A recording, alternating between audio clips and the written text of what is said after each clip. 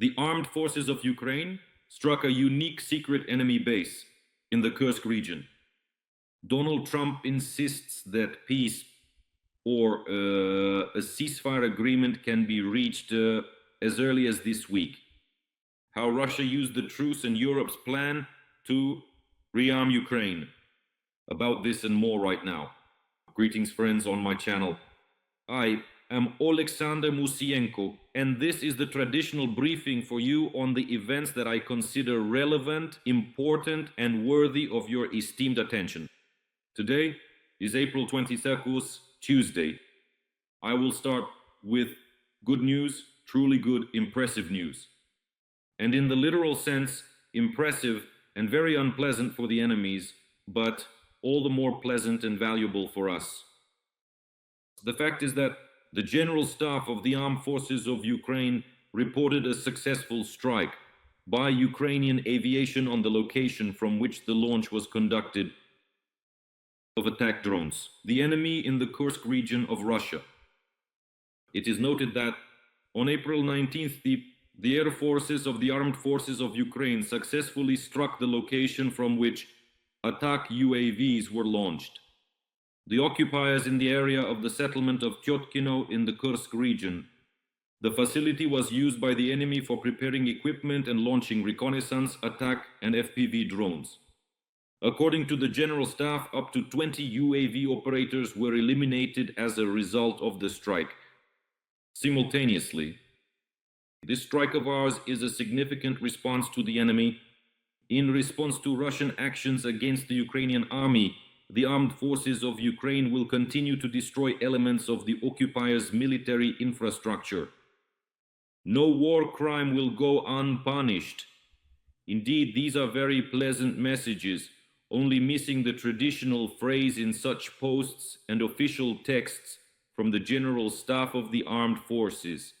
To be continued, because there will certainly be more as long as the enemy attacks. Last night, the occupiers struck Odessa. There were air raid alerts across Ukraine, in Zaporizhia, Dnipro, Kherson, where the enemy launched attacks, as well as in Kyiv region and Kharkiv region. Once again, the enemy is renewing its terror against civilian infrastructure. It was precisely civilian targets that were hit last night. In fact, in terrorism, once again, the Russian war criminal, dictator Putin, who put forward his double or triple, also confessed. Clearly, it was not Putin. It was a character resembling the Russian despot. But at the same time, he came out and admitted in a statement that indeed Russia struck Sumy, and it was not a mistake. As noted by the President of the United States, Trump, these were absolutely deliberate, targeted, and thus intentional criminal actions by Russia that caused harm because they killed our civilian citizens. This is yet another act. Essentially, this is of misanthropy, and Putin admits to this. It is important for him to confess that he conducted a satanic ritual on Palm Sunday, that he essentially wanted to make sacrifices, human sacrifices, that he needed blood, and he is not afraid to admit this. It is very important for the forces of good and light to unite. You know, as Pope Benedict XVI said, the forces of good may make less noise, and they are not as demonstrative, but they ultimately prevail. And we must remember this and not forget it during this bright Easter week. This should strengthen us, strengthen our spirit, strengthen our faith and hope, because no matter what, we see that the defense forces continue to fight, striking the occupiers, and this, for example, forces the enemy to retreat from the Pokrovsky direction from the south, as noted by the spokesperson of the Osa Kortitsia, Mr. Tryhubov. In fact, the actions of the Ukrainian Defense Forces units have made it possible to push back the enemy, allowing for the strengthening of the defense, as last week on the eve of Easter brought us good news. The Commander-in-Chief of the Armed Forces of Ukraine, General Alexander Syrsky, reported that 16 square kilometers around Pokrovsk have been liberated. And now there are reports that the enemy is forced to retreat. Why is that? Well, because of counteractions, counterattacks, made it possible to drive the enemy out of well-fortified and equipped positions, which the enemy used and hoped to use for continuing their offensive actions. But these actions, combined with the fact that the Ukrainian defense forces worked persistently and devotedly, confidently, aimed to disrupt logistics, to interrupt logistics of the enemy, prevented the opponent from consolidating, and they were forced to retreat. Currently, there is observed enemy activity, including in the Lyman direction. It is likely that the Lyman direction and Pokrovsk, that is the Donetsk region, may be prioritized in offensive actions of the enemy during the spring-summer campaign, meaning they will focus their efforts here. The goal is to capture the entire Donetsk region within its administrative territorial borders. The enemy will focus on this. Our forces see it, repel attacks, and also prevent the enemy from advancing offensive actions in the Sumy region. As noted by the Commander-in-Chief of the Armed Forces of Ukraine, General Syrskyi, who has been working, including in this direction, in the Sumy region, actions are being taken that make it impossible for the enemy to establish a foothold directly on the territory of the Sumy region. And this is very important. Well, but the spring-summer campaign, what it will be like, we understand. That is, the enemy will set two goals, two objectives. The first goal is to try to break through the Ukrainian defense lines and try to occupy as much territory as possible, obviously focusing on the complete capture of the Donetsk and Luhansk regions. This will be the direction of the main strike. Most likely the other directions will be more, let's say, possibly to stretch our defense lines and serve as distractions. Although it will be quite difficult there as well, because the second goal set by the Russian command is to try to exhaust the units of Ukrainian defense and security forces, the armed forces units. This is the second, let's say, the second direction of enemy actions. All these enemy plans are known and understood, and Ukraine, the Ukrainian command, the Supreme Commander-in-Chief, the President of Ukraine, systematically holds meetings of the Supreme Commander-in-Chief's headquarters, where issues necessary for strengthening our defense capability, strength, and security are discussed. This situation is kept under control by both the Commander-in-Chief of the Armed Forces of Ukraine and the Commander of the Territorial Defense Forces of the Armed Forces of Ukraine, Major General Plakuta, who quite often is directly within the area of responsibility. Combat brigades. Familiarity with the situation guides the actions of the units. Everything possible is being done to improve and strengthen our defense. Well, in the meantime, once again, statements are being made from abroad, statements from the President of the United States, Donald Trump, who once again declares that he believes Ukraine and Russia can sign an agreement as early as this week.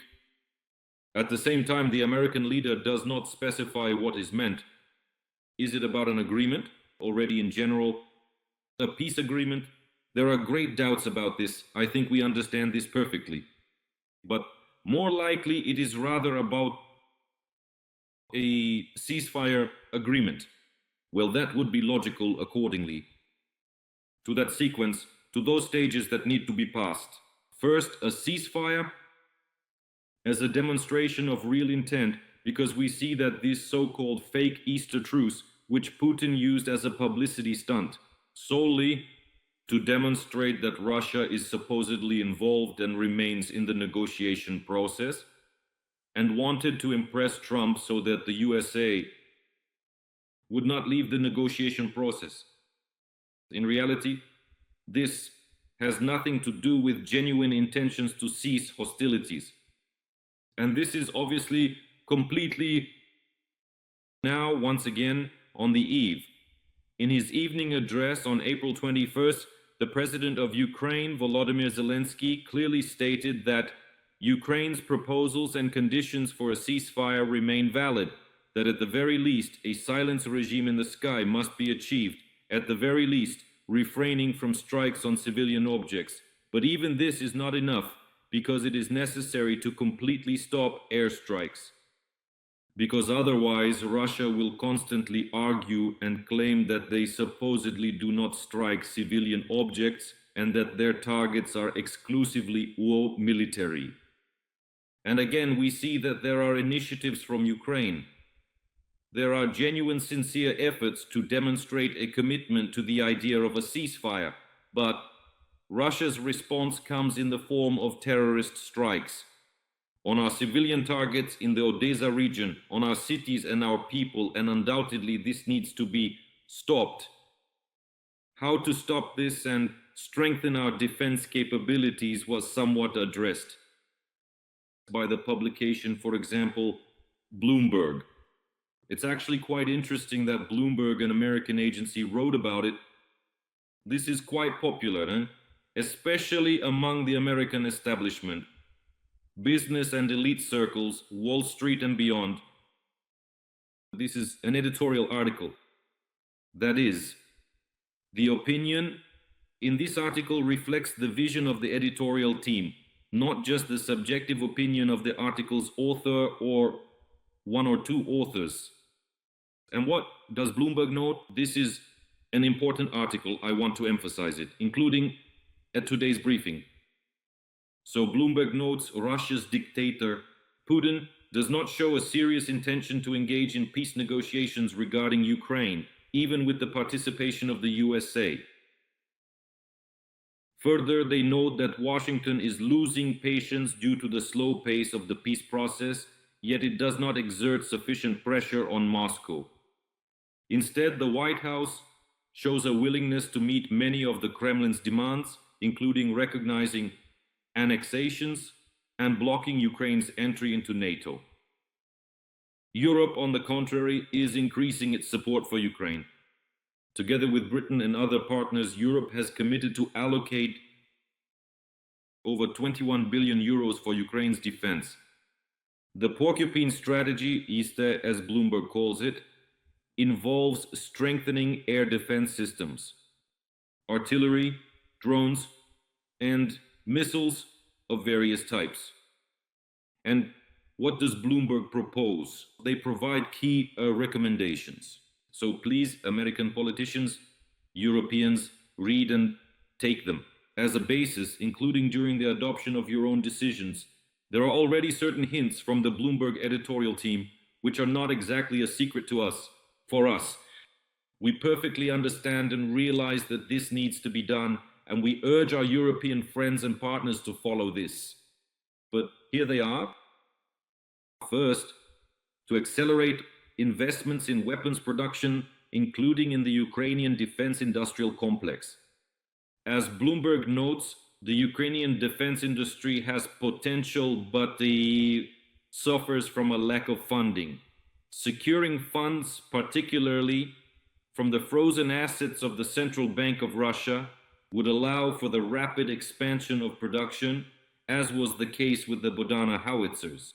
The production of Bodana howitzers was tripled, primarily due to investments from our Danish partners, who consistently and systematically support Ukraine. The next step is to supply modern weapons. This is very important. Germany must provide Ukraine with Taurus missiles, as the United Kingdom and France have already done with Storm Shadow and Scalp missiles. Accordingly, the supply of weapons, including missiles, is indeed crucial. Our former ambassador of Ukraine to Germany and now the permanent representative of Ukraine to the UN, Andriy Tadizin, stated that at least 150 German-made Taurus missiles are needed by us. Indeed, this issue is currently being actively discussed in the German media and generally in the European media about the fact that there is an extremely serious need for this for Ukraine, and we are counting on our partners to eventually support us in this, because, well, firstly, why is it important? It would be a symbolic gesture that would truly demonstrate that alongside American approaches, there are European approaches. In particular, one of the EU's leading countries, Germany, which, despite everything, is ready to provide and offer assistance to Ukraine, including in the form of long-range Taurus missiles. This would indeed be an important moment in terms of symbolism. Secondly, it would enhance our capabilities, including those of the Air Force, to strike well-protected enemy targets, including fortified structures and bunkers. We see strikes on Russian territory, on military targets, such as in the Kursk and Belgorod regions. In other regions, they yield results because the strikes are made on fortified positions. Strikes are made on logistics and command posts, which for a certain time disorganize and disorient the enemy, allowing units to take advantage of this time. So, in order to carry out certain actions, deliver strikes, and so on, and to disrupt the enemy's plans. And also, what Bloomberg suggests is to bypass Hungary's veto in the EU. The EU should use the qualified majority mechanism to avoid decision blockages by Hungary, Prime Minister Viktor Orban. And importantly, another decision is to strengthen sanctions against Russia. They need to be reinforced. Europe must stop the circumvention of sanctions, particularly through oil deals with China and India, and cut off the supply of dual-use technologies to Russia. Bloomberg summarizes, history has shown that an unchecked Russia, given time to rearm, is likely to expand its territorial ambitions. The United States of America might think it can live with such a risk. However, Europe cannot afford such illusions. Absolutely correct, obvious conclusions. I hope they will be heeded and that there will be more such publications in American and European media.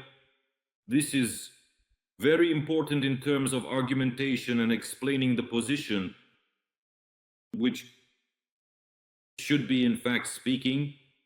Well, while Trump is awaiting certain decisions, he announced that he will attend the funeral of Pope Francis. He is eagerly anticipating the opportunity to go with Melania. It is likely to happen at the end of this week, and on Wednesday, another round of negotiations is set to take place in London. Another round of negotiations between Ukraine, the United Kingdom, France, Germany, and the United States of America, precisely about the ceasefire. After this, it is likely that the special representative of US President Trump, Steve Victor, may visit Russia, where he will conduct another round of his negotiations in the Kremlin. Well, it's clear that the mechanism is such. First, Ukraine will discuss the parameters with our Western partners, then this will be taken to Putin.